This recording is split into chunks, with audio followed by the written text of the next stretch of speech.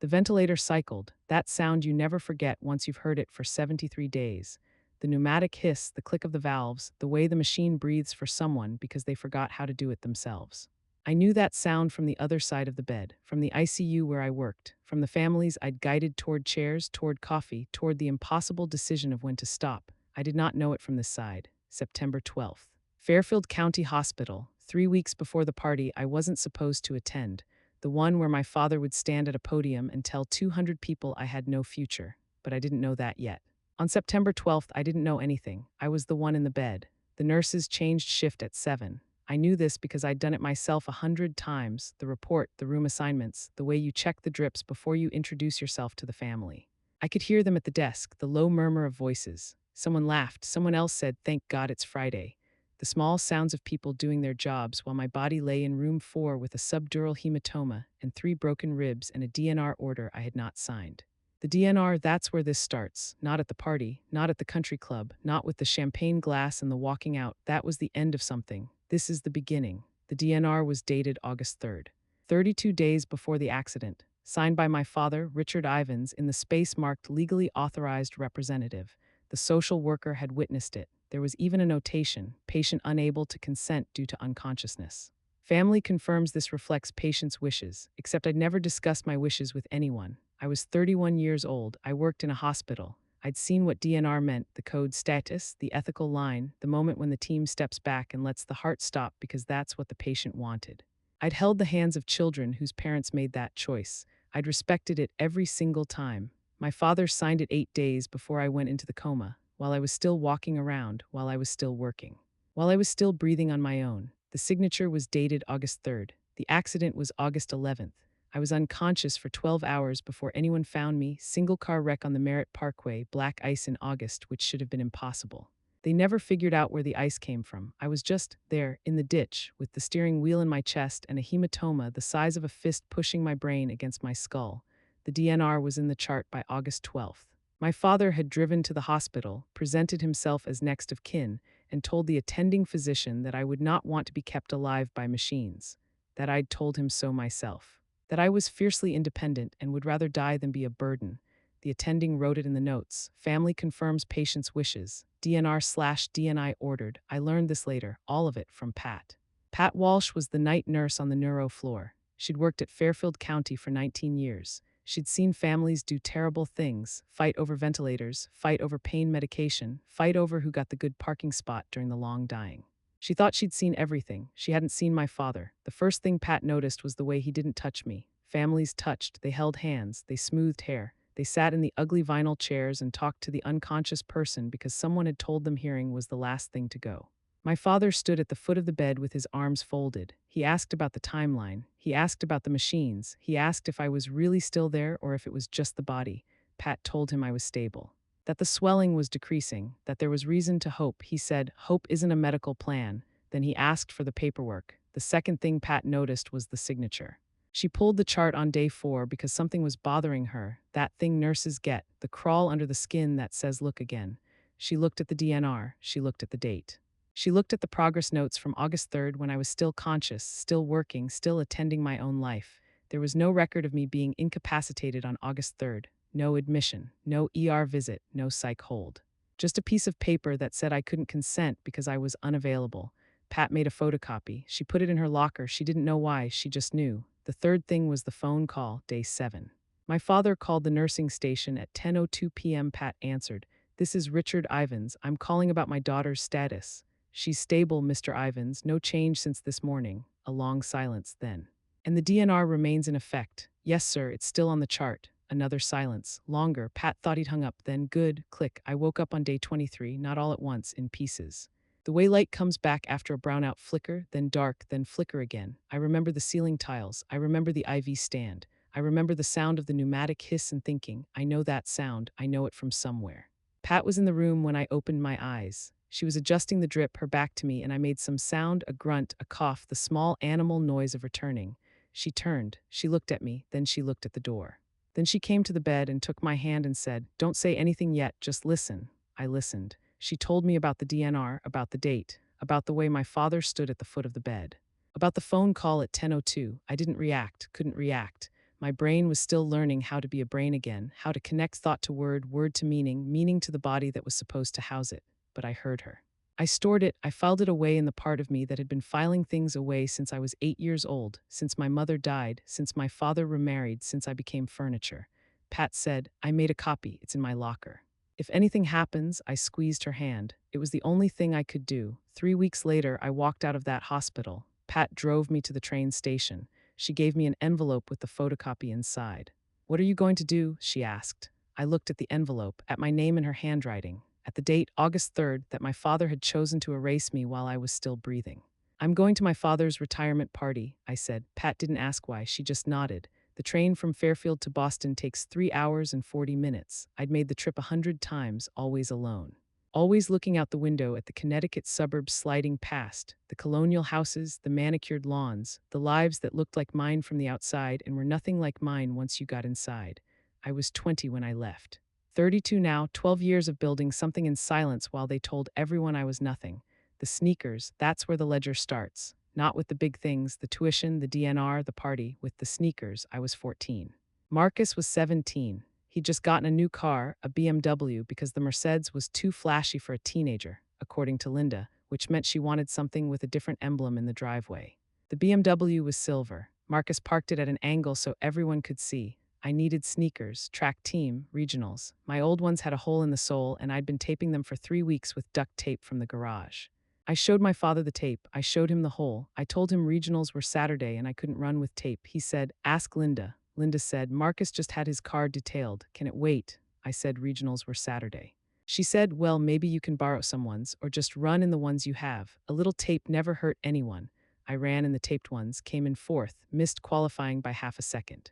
The coach said if I'd had proper footwear, I'd have made it. I didn't tell him about the tape. I just nodded and said, next year. Next year, I wasn't on the team anymore. I was working after school at the Coffee Bean because my father said if I wanted extras, I needed to earn them myself. The sneakers cost $47. I worked 12 hours to buy them. By then, track season was over. Lillian. My grandmother on my mother's side, the one who smelled like lavender and always had hard candies in her purse. She died when I was 11, but she packed a lifetime into those 3 years. She was the one who taught me to make tea. Properly, not with a bag and a mug, but with leaves and a pot and a strainer and the patience to let it steep exactly 4 minutes. She said, the water has to be boiling, but not violent, just before the rage. That's when it's ready. I didn't understand what she meant until I was much older. The water just before the rage, the moment when it's hot enough to transform, but not yet chaotic enough to destroy. She gave me things, small things. A silver bracelet with a charm I still wear. A book of poetry by someone named Mary Oliver. A photograph of my mother at my age, standing in front of the same house I grew up in, wearing a dress I'd never seen, smiling a smile I'd never witnessed in person. She said, your mother loved you more than anything. Remember that, not through him, through her. I didn't know what she meant then. I do now. The ledger isn't a real book. It's not something you can hold. It's the list I kept in my head, the running tally of every small death by indifference. The tuition was the big one, the one everyone could see, but the ledger was full of entries no one else would notice. Marcus's graduation party at the country club, catered, open bar, band, while I sat in my room eating leftovers from the fridge because no one told me dinner was at 6. The family vacation to Aruba, just Linda, Richard, and Marcus, while I stayed with Lillian's sister because there wasn't room in the 5-bedroom house they rented. The birthday cards that came a week late, if at all, with checks that looked like afterthoughts and signatures that weren't even real, just Mom and Dad printed in Linda's handwriting while my father's pen never touched the paper. The Christmas when I was 17 and they gave me a sweater, one sweater, from a department store, while Marcus got a laptop, a leather jacket, and a trip to Europe for spring. Break, I wore the sweater, I said thank you. I put it in the back of my closet and never touched it again. The ledger had 1,000 entries, maybe 10,000. I stopped counting at 20 because counting didn't change anything.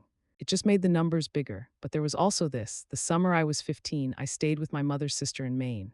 Deborah. She drove 90 minutes through rain to pick me up at the Portland bus station because my father couldn't get away and Linda had a headache. Deborah hugged me like I mattered.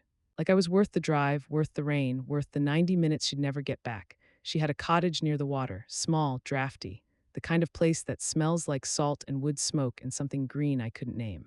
We ate lobster rolls from a shack down the road. We walked on the beach at low tide. She told me stories about my mother, not the sad ones, the funny ones. The time she fell off a dock. The time she tried to bake a cake and forgot the sugar.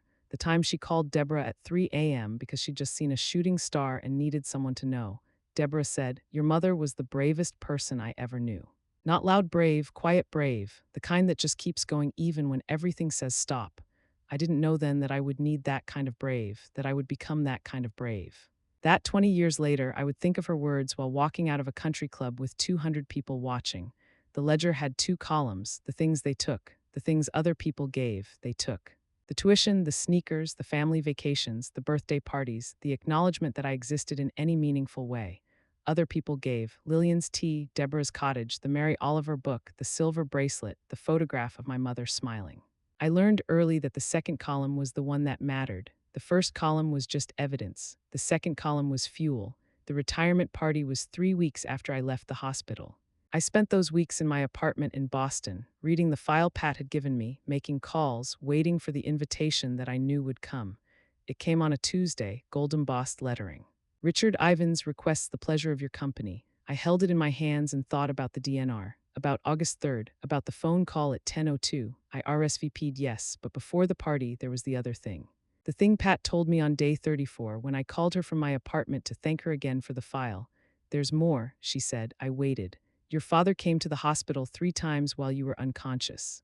The first time was the DNR. The second time was with a man I didn't recognize, suit, briefcase, looked like a lawyer. They went into the conference room with the social worker. The third time was alone. He stood at the foot of your bed for about 10 minutes, then he left. And I looked at the visitor log. The second visit with the lawyer was August 18th. That's when they met with the social worker. Who was the lawyer? I don't know. But I wrote down the time. 11:18 p.m. Why would a lawyer come at 11:18 at night? Pat was quiet for a moment. Then, I don't know, but I checked the chart after they left. Someone had pulled your personal effects log. My personal effects. The things they took when I was admitted: my clothes, my phone, my wallet, my keys. The things I'd need when I woke up. Why would they pull that? I don't know, Pat said again. But I made a note of it. I hung up and sat in my apartment, looking at the Boston skyline, thinking about 11:18 p.m. and a lawyer I didn't know and a personal effects log that someone had pulled while I was unconscious.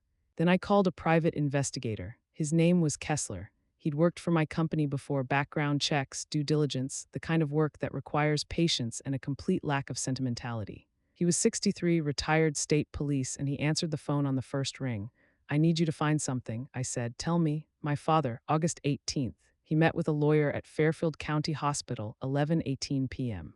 I need to know who that lawyer was and what they discussed." Kessler didn't ask why. He just said, "Give me a week." He called back in 5 days. "The lawyer's name is Harold Vance. He practices estate law in Fairfield.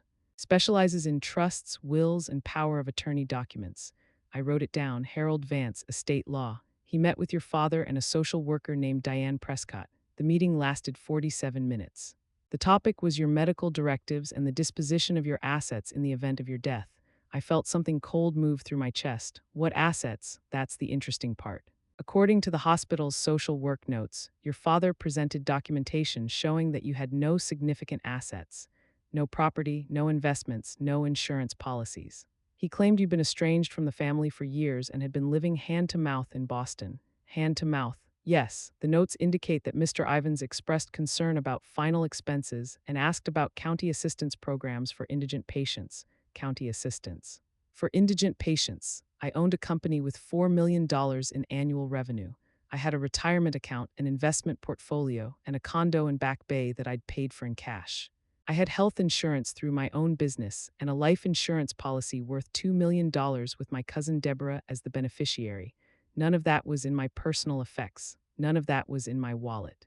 But my father knew about my company. He'd been praising it at industry events for 3 years. He just didn't know it was mine. Or did he? Kessler wasn't done. There's more. I pulled the deed records for your grandmother's house. The one on Elm Street, Lillian's house. The one she left to me in her will, the separate trust, the one my father couldn't touch. The house I'd been paying taxes on for 2 years, waiting to decide what to do with it.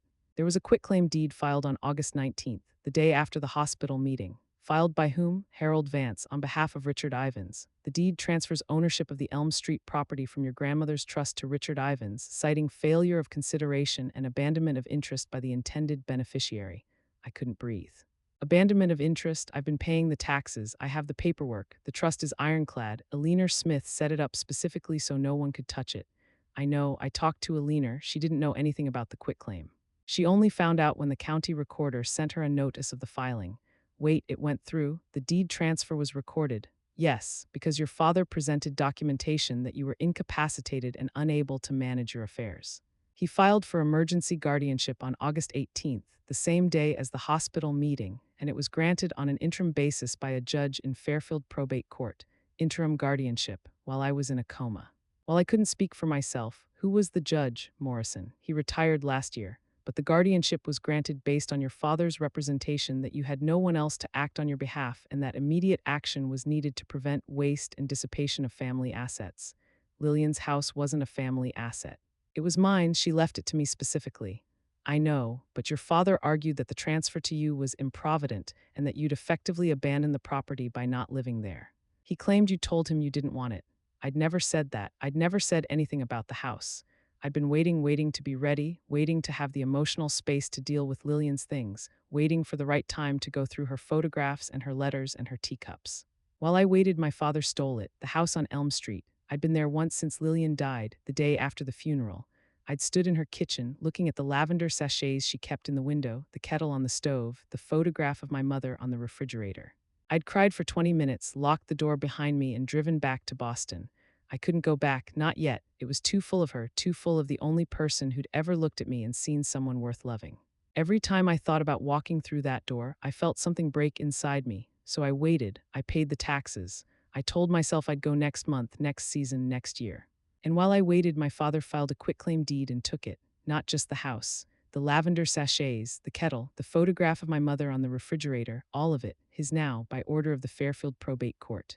I called Alina Smith. I know, she said before I could speak. Kessler told me, I'm so sorry, Heather, I should have caught this. I should have had someone monitoring the court filings. How did he do it? The trust was supposed to be ironclad. It was, but guardianship overrides trusts. If a court determines you're incapacitated and someone needs to manage your affairs, they can access anything: trusts, accounts, property. It's supposed to be temporary and strictly supervised, but if no one challenges it, no one knew to challenge it. I was in a coma. Exactly. I stared at the Boston skyline. The lights were coming on in the Back Bay towers. Somewhere out there, people were coming home from work, making dinner, living their ordinary lives. Can we undo it? Yes, but it'll take time, and we'll need to prove that your father acted in bad faith, that he knew you weren't incapacitated in any permanent way, that he misrepresented your situation to the court, that he filed the quitclaim deed while knowing you intended to keep the property. I have the DNR. Signed August 3rd, while I was still conscious. Alina was quiet for a moment. That's not nothing, but the DNR and the guardianship are separate. The DNR was about medical decisions. The guardianship was about financial ones. We'll need to show a pattern. He came to the hospital with a lawyer at 11:18 at night. He pulled my personal effects log. He told the social worker I was indigent. He filed for guardianship the same day. It's a start. But we need more. We need evidence that he knew, really knew, that you were going to wake up and that he was trying to beat you to it. I thought about the house on Elm Street, about Lillian's teacups, about the photograph of my mother. There's a party, I said, his retirement party, 3 weeks from now. I know, you told me. I'm going. Heather, I'm going, and I'm going to let him do what he always does. I'm going to let him show everyone exactly who he is. Alina was quiet. And then I'm going to correct the record. The party was on a Saturday. I spent Tuesday morning of that week at the house on Elm Street.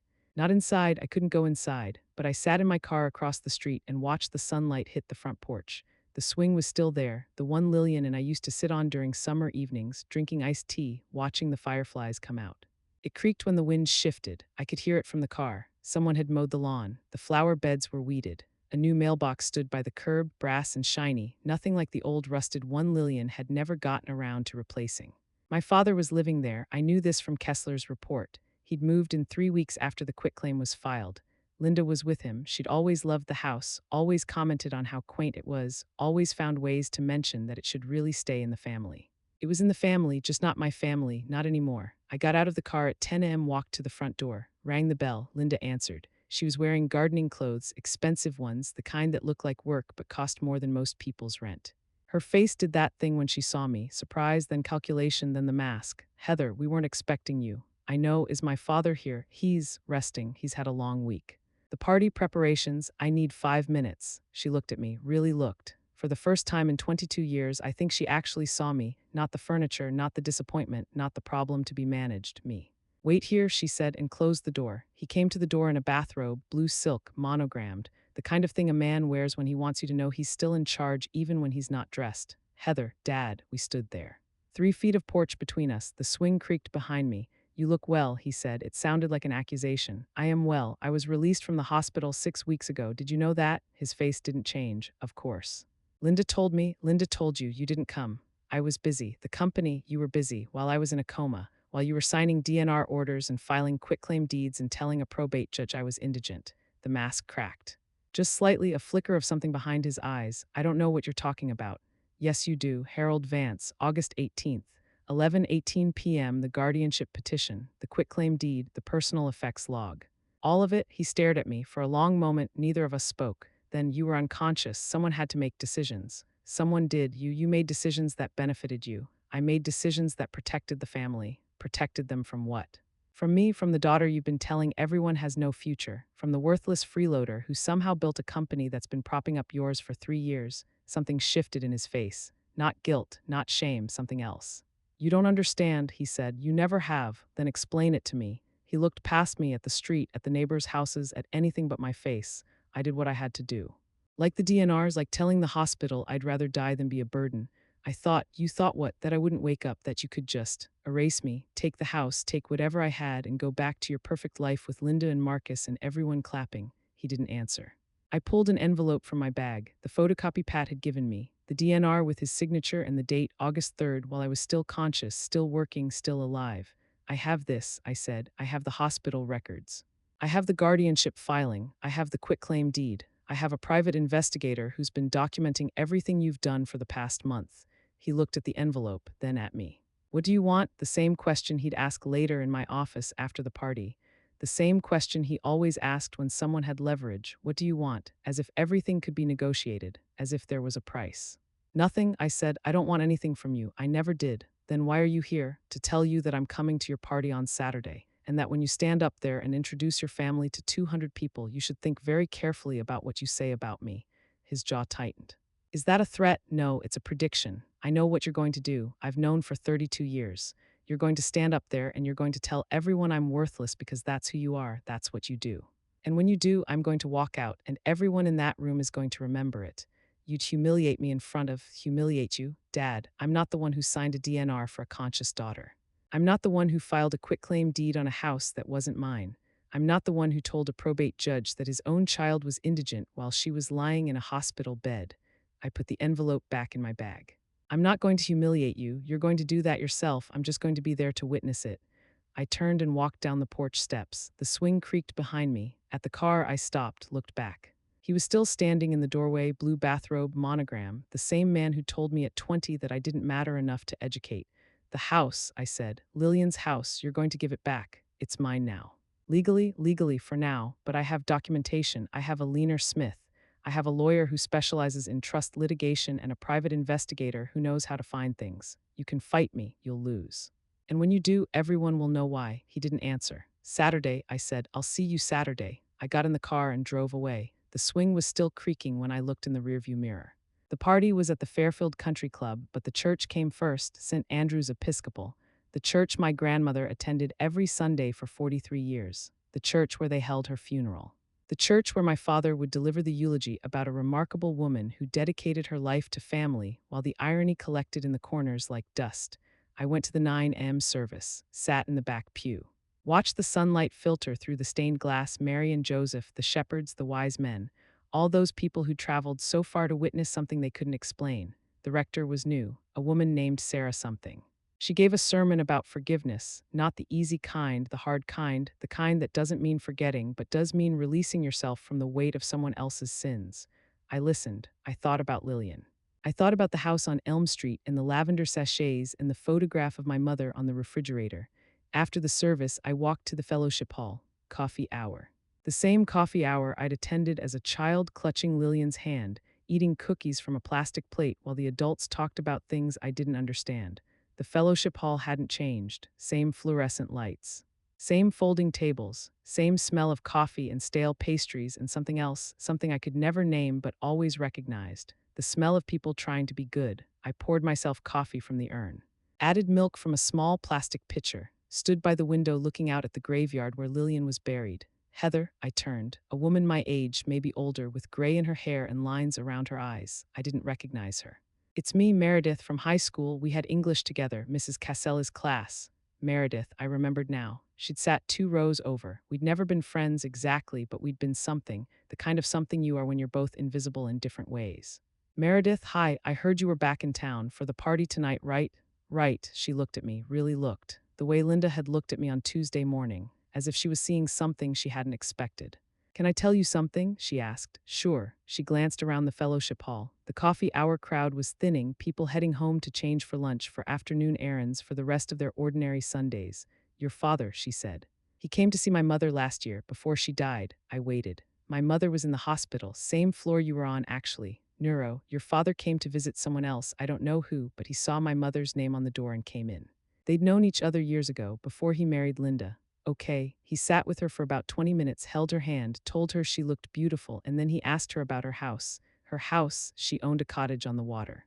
In Maine, nothing fancy, but it had been in her family for generations. Your father asked if she'd made arrangements for it, if she had a will, if anyone was going to take care of it after she was gone. I felt something cold move through my chest. What did she say? She said it was going to me, that she'd left it to me in her will. And your father said, Meredith stopped, swallowed. What did he say? He said, make sure it's locked up tight. You never know who might try to take it while you're not looking. The fellowship hall hummed around us. The fluorescent lights, the coffee urn, the sound of someone laughing in the kitchen. Did he? I started. No, he didn't try anything. My mother lived another 6 months. She died at home in her own bed with me holding her hand. The cottage is still mine, but I've thought about that conversation every day since she passed, about what he was really saying. I looked at her. At the gray in her hair, the lines around her eyes, at the witness she'd become without even knowing it. Thank you for telling me, I said. I'm sorry, I should have said something sooner. But I didn't know about you, about what happened, about any of it. Not until I heard people talking after your accident. What did you hear? That he'd been to the hospital, that he'd talked to the social worker.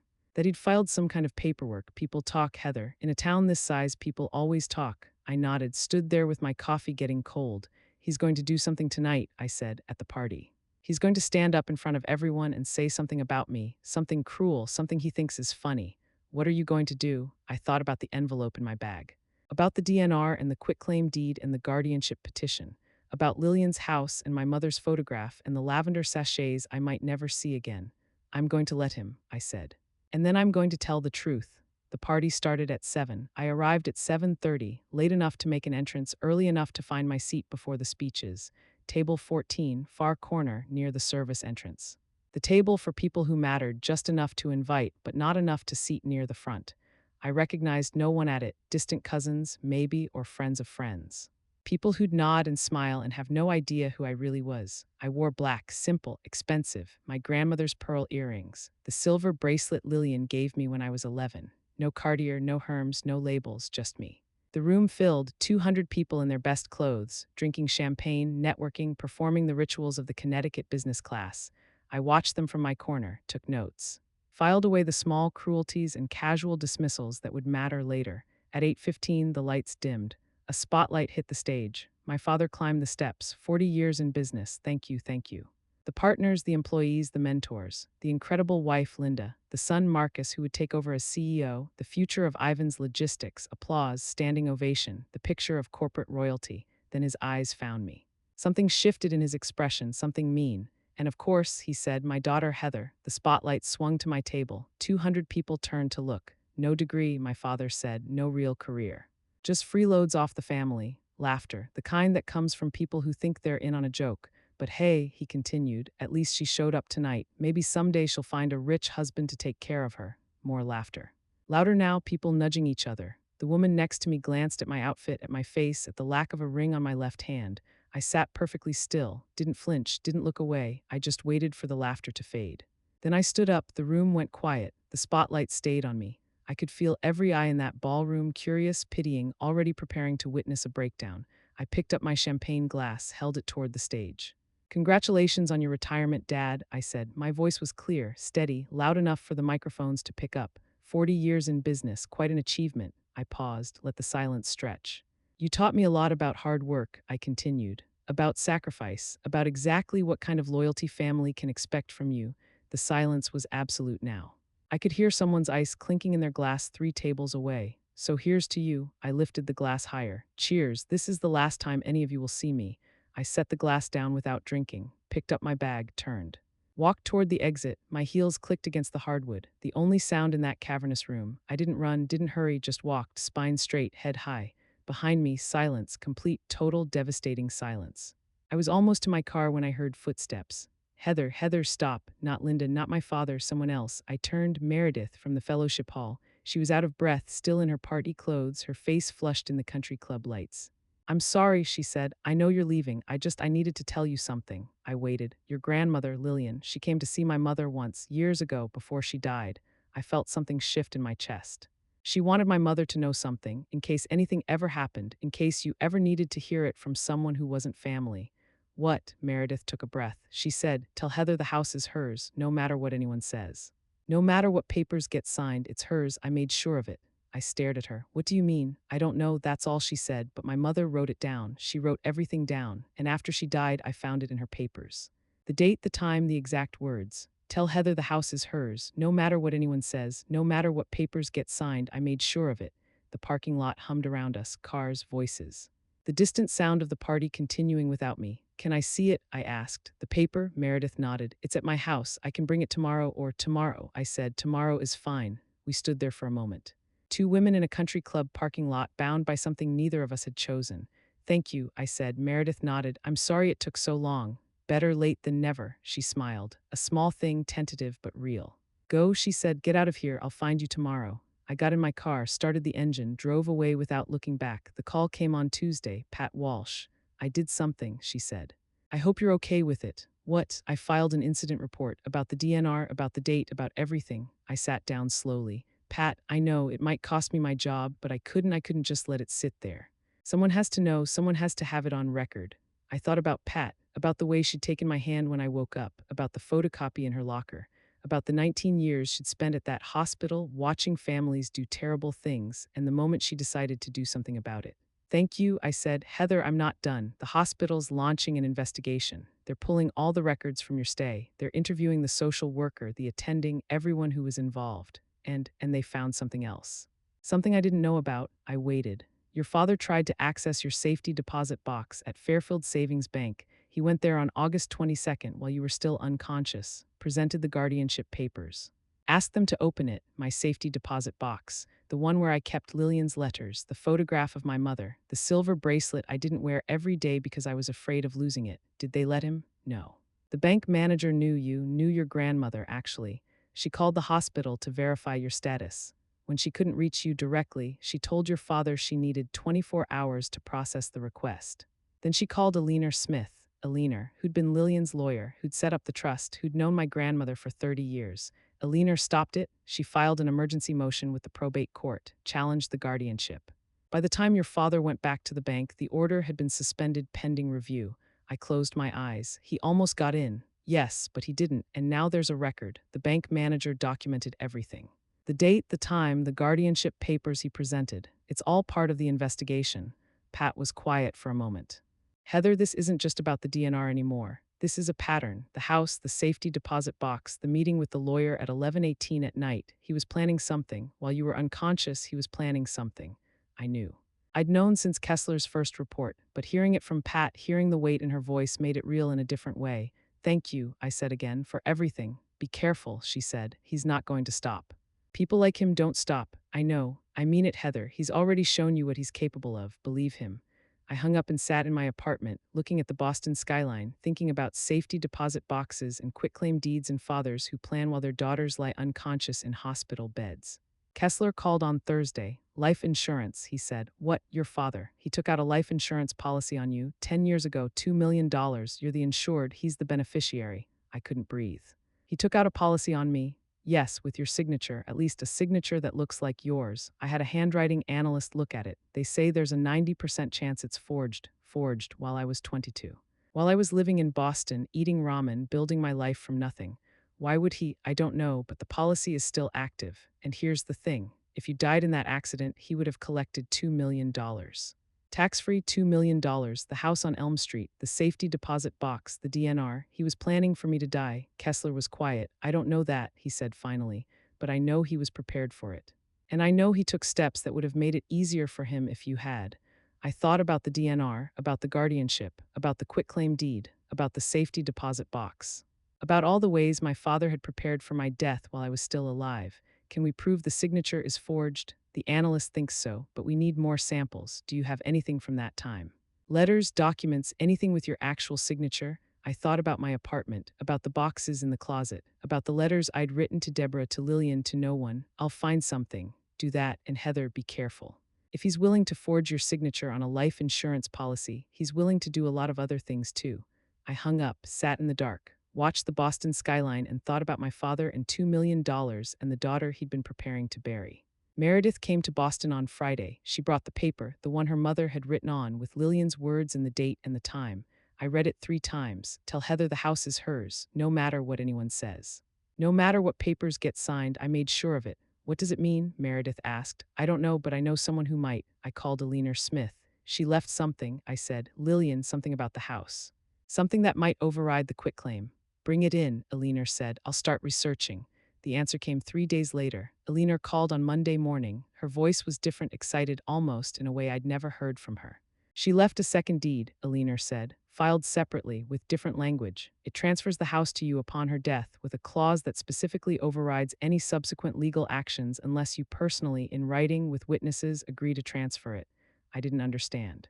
She anticipated this, Eleanor continued. She knew your father might try something, so she filed a backup, a redundant deed. It's been sitting in the county recorder's office for 8 years, waiting for someone to look for it, waiting for me to look for it. Yes. And here's the thing, the quitclaim deed your father filed, it's valid on its face.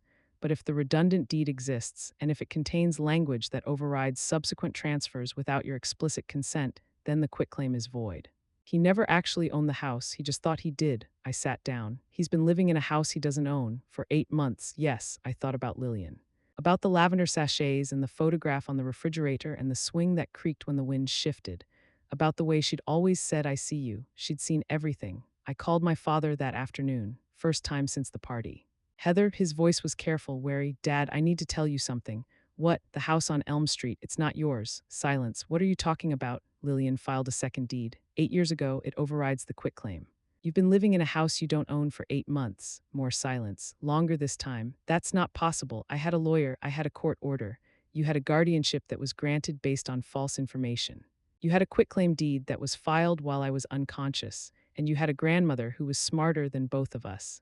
I could hear him breathing, the sound of someone trying to process something that didn't fit the story he'd been telling himself. I want you out by the end of the month, I said. Take whatever you brought, leave everything else. The lavender sachets stay, the photograph of my mother stays, the swing stays. This is, you can't just, I can and I am. And if you fight me, I'll release everything.